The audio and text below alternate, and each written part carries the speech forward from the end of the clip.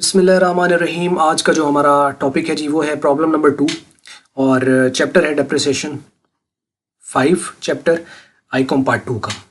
तो आइए हम शुरू करते हैं क्वेश्चंस को। वो बात कर रहे हैं कि a firm purchased a machinery for ₹50,000 on 1 जनवरी 2013।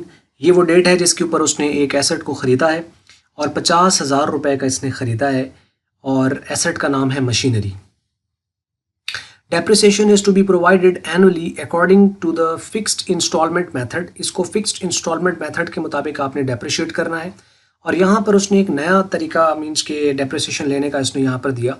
पहले ये होता था कि वो रेट दे देता था तो हम उसको डायरेक्टली उस पर कैलकुलेट कर लेते थे, लेकिन यहाँ पर इसने बताया हुआ है कि उसकी जो यूज़फुल लाइफ है एसेट की वो 10 years है और उसकी जो रेजिडुअल वैल्यू है वो 10,000 है। तो कहता है कि show the machinery account for the first 4 year। आपने पहले 4 साल के लिए इसका अकाउंट बनाना है and find out the annual depreciation. Obviously 4 साल का जब अकाउंट बनना है तो डेप्रिसिएशन तो उसके साथ हमारे पास आएगा, तो तभी तो हम अकाउंट्स बनाएंगे। तो यही चीज़ हमारे पास इस क्वेश्चन के अंदर है। पता चल गया होगा एसेट का नाम मशीनरी कितने का ख़रीदा, 50,000 का ख़रीदा। कब ख़रीदा? 1 जनवरी 2013 को ख़रीदा। डेप्रिसिएशन इस पर लेना है और किस मेथड से लेना है? फिक्स्ड इंस्टॉलमेंट मेथड से लेना है। उसकी यूज़फुल लाइफ कितनी है? 10 साल है। उसकी रेजिडुअल वैल्यू कितनी है? वो 10,000 है और 4 साल के लिए उसके अकाउंट्स में हमने बना देने हैं। अच्छा, अब इसमें देखो कि जो रेजिडुअल वैल्यू होती है ना, इसको कहते हैं स्क्रैप वैल्यू। स्क्रैप वैल्यू क्या होता है कि मीन्स के एक एसेट हमने ख़रीदा और उसको हम यूज़ करते रहे और उसकी एंड आ गई, लाइफ उसकी एंड आ गई। मीन्स कि हमने सोचा था कि जी 5 साल इसकी लाइफ है, तो 5 साल के बाद भी अगर वो बिक जाता है किसी कीमत का तो उसे हम कहेंगे कि ये हमारा स्क्रैप है, ये उसकी रेजिडुअल वैल्यू है। तो इसे जब हम डेप्रिसिएशन कैलकुलेट करते हैं ना, जब भी आपको रेजिडुअल वैल्यू दे देता है, उसकी लाइफ वगैरह दे दे, रेजिडुअल वैल्यू दे दे, उसकी लाइफ बता दे, तो और फिक्स्ड इंस्टॉलमेंट मेथड हो, तो उसके लिए फिर हम क्या करते हैं, हमारे पास फॉर्मूला होता है डेप्रिसिएशन निकालने का कि cost minus scrap value divided by life. ये है हमारे पास डेप्रिसिएशन निकालने का तरीकाकार। यानी depreciation is equal to cost minus scrap value या residual value divided by life of an asset. अब आप यहाँ अगर देखें तो उसकी कॉस्ट कितनी है? 50,000 है। उसकी जो स्क्रैप वैल्यू वो कितनी है? वो 10,000 है। और उसकी लाइफ कितनी है? वो 10 साल है। तो इस 50,000 में से 10,000 निकाला तो 40,000, 40,000 को 10 पे डिवाइड किया तो वो सीधा सीधा 4,000 आ गया। इसका मतलब कि जो एनुअल डेप्रिसिएशन बनेगा वो 4,000 रुपये आना है। अब चूंकि फिक्स्ड इंस्टॉलमेंट मेथड है तो ये हर साल 4,000 रुपये होगा। यानी पहले साल भी डेप्रिसिएशन 4,000, दूसरा साल आएगा तो उसमें भी डेप्रिसिएशन 4,000, तीसरे साल भी 4,000, चौथे साल भी 4,000। तो मीन्स के 4 साल हैं तो 4,000 अगर हम देखें तो 4 4 16, तो 16,000 तो हो गया डेप्रिशिएट। उसकी वैल्यू कितनी है? अपनी कॉस्ट कितनी है? 50,000। तो 50,000 में से 16,000 निकाल दो तो पीछे बचता है 34,000। तो सीधा सीधा यहीं से हमारा आंसर आ जाता है कि 34,000 का रह जाएगा 4 साल के बाद। तो ये तो है क्वेश्चन सीधा सा। अब हम इसको तरीकाकार वही है जैसे आप जानते हैं कि सबसे पहले अपने टॉप पे क्या लिखना होता है? Name of the business, name of the asset. तो यहाँ पर एसेट का जो नाम है मशीनरी अकाउंट वो यहाँ पर आ जाएगा। अब इसमें 3 साइड्स हैं, डेट, रेफरेंस और अमाउंट। डेट, रेफरेंस और अमाउंट, यानी 3 क्रेडिट साइड पे, 3 डेबिट साइड पे। इसमें सबसे पहले हम टॉप पे साल लिख लेते हैं, फिर उसके बाद ये मंथ आ जाएगा, उसके बाद फिर डे आ जाएगा। तो 2013 है तो हम लिख देंगे यानी 2013 जनवरी 1। और बैंक अकाउंट क्योंकि ख़रीदा गया है 50,000 का तो बैंक का रेफरेंस आ जाएगा और ये 50,000 रकम है, इस 50,000 को यहाँ पे लिख देंगे। 2013 इसके 31 दिसंबर को, क्योंकि हम उसने बताया नहीं कि अकाउंट्स उनके कब क्लोज होते हैं, लेकिन हम अगर क्वेश्चन साइलेंट हो तो हम यही एज्यूम करेंगे कि कैलेंडर ईयर फॉलो हो रहा है। कैलेंडर ईयर मतलब यानी 31 दिसंबर पे एंड हो रहा है। तो हम दिसंबर 31 पे यहाँ पे लिख के डेप्रिसिएशन अकाउंट हम यहाँ पे देंगे।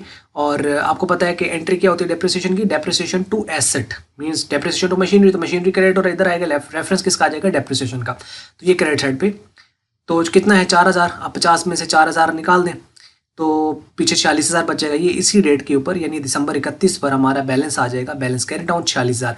ये इस साल का क्लोजिंग। नेक्स्ट जो हमारा साल होगा 2014 का, ये 13 था, ये 14। इसकी जनवरी उसी तरह यानी ये 2013 का जनवरी 1, ये 2014 का जनवरी 1, इसी तरह आगे 2015 का जनवरी और 2016 का जनवरी। और इस तरफ 2013 का 31 दिसंबर, 2014 का 31 दिसंबर, 2015 का 31 दिसंबर, 2016 का 31 दिसंबर। तो ये डेट तो इस तरह चलती चली जाएगी। जो यहाँ क्लोजिंग है यहाँ पे ओपनिंग बन जाएगा यानी बैलेंस ब्राउ डाउन कितना आ जाएगा? ये जो 46,000 ये है इसी को हम यहाँ पे लिख देंगे। पिछले साल का क्लोजिंग अगले साल का ओपनिंग होता है।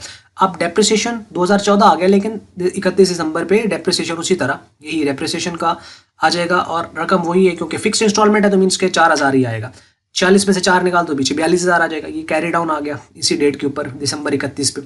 अब ये जो कैरी डाउन है ये अगले साल ब्राउ डाउन बन जाएगा 2015 में। 2015 जनवरी 1 बैलेंस, ये देखो वही चल रहा है, balance brought down, balance brought down, balance brought down, carry down, carry down, carry down, carry down, depreciation, depreciation, depreciation, depreciation. Mean तो एक तो आप इस तरह भी सीक्वेंस देख लो, दूसरा क्वेश्चन का जो पैटर्न साथ साथ चल रहा है उसको भी देख लो, तो अच्छी चीज़ें जहन में बैठ जाती हैं। और ये भी आपने ख्याल रखना है कि जब आप क्लोज कर रहे हो तो उसके नीचे डबल लाइन लगाते जाना है, जैसे कि इनके नीचे डबल लाइन आप देख रहे हो, सबके नीचे डबल लाइन है, डबल लाइन है, डबल लाइन है और ये डबल लाइन है।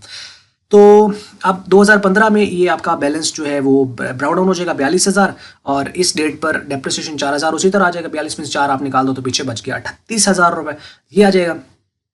अब 38,000 जो है ये ब्राउ डाउन हो जाएगा यहाँ पे, और ये 2016 का जनवरी है, तो 2016 का 31 दिसंबर जब आएगा तो डेप्रिसिएशन फिर 4,000 लिख दिया जाएगा और 38 में से 4 आप निकालोगे तो पीछे बैलेंस बचेगा इस डेट के ऊपर 34,000। तो दोनों साइड 38 पे क्लोज हो जाएंगी, डबल लाइन आ जाएगा एंड दैट्स इट। और बाकी ये वर्किंग तो मैंने आपको दिखाई दी। तो मीन्स कि एक चीज़ आपने देख लेनी है फिक्स्ड इंस्टॉलमेंट मेथड का क्वेश्चन करते वक्त कि इसमें आप एक तो आपको वो रेट दे सकता है, रेट दे आपको तो आपने उसको सिंपल कर लेना है कि कॉस्ट के साथ रेट को मल्टीप्लाई करके डेप्रिसिएशन निकाल लो और बाकी वही आप लेकर चलते रहेंगे। मेक श्योर कि वो पूरे साल का आप कैलकुलेट कर रहे हो और पूरे साल का ही आता हो, तो फिर तो हर साल सेम आएगा। मीन ऐसे भी हो सकता है ना कि जैसे उसने 2013 के मिड में ख़रीदा है तो उसमें तो कितना आएगा, 6 माह का आएगा।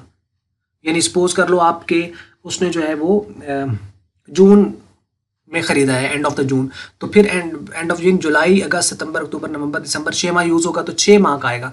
अगले साल तो उसने पूरा साल यूज़ होना है तो नेक्स्ट में फिर वो पूरे साल का कंप्यूट होगा। इस तरह के क्वेश्चंस भी हैं आगे, वो भी हम इंशाल्लाह करेंगे। तो ये है इसका तरीकाकार। तो यानी फिक्स्ड इंस्टॉलमेंट मेथड, इसमें रेट आ जाए तो उसका तरीकाकार रेट के मुताबिक, अगर वो स्क्रैप वैल्यू या रेजिडुअल वैल्यू दे दे तो फिर फार्मूला आपने याद रखना है, cost minus scrap value divided by life. वो जो आएगी अमाउंट उसी के अकॉर्डिंगली आपने उसको लेके चलते रहना है। तो ये है जी तरीकाकार। उम्मीद है आपको ये समझ लगी होगी प्रॉब्लम। अगर आपको इसके अंदर कहीं कोई इशू आ रहा है, प्रॉब्लम आ रही है, तो आप हमें जो है वो बताएं कमेंट्स के अंदर, मैं उसको कोशिश करूँगा आंसर करने की। और बाकी अगर आपको मल्टीपीडिया की वीडियो अच्छी लगी उसको आप लाइक कर लें, शेयर कर लें दूसरों के साथ। अगर आपको अच्छी नहीं लगी इसको आप कर दें डिसलाइक। और वीडियो देखने का हमेशा की तरह बहुत बहुत शुक्रिया।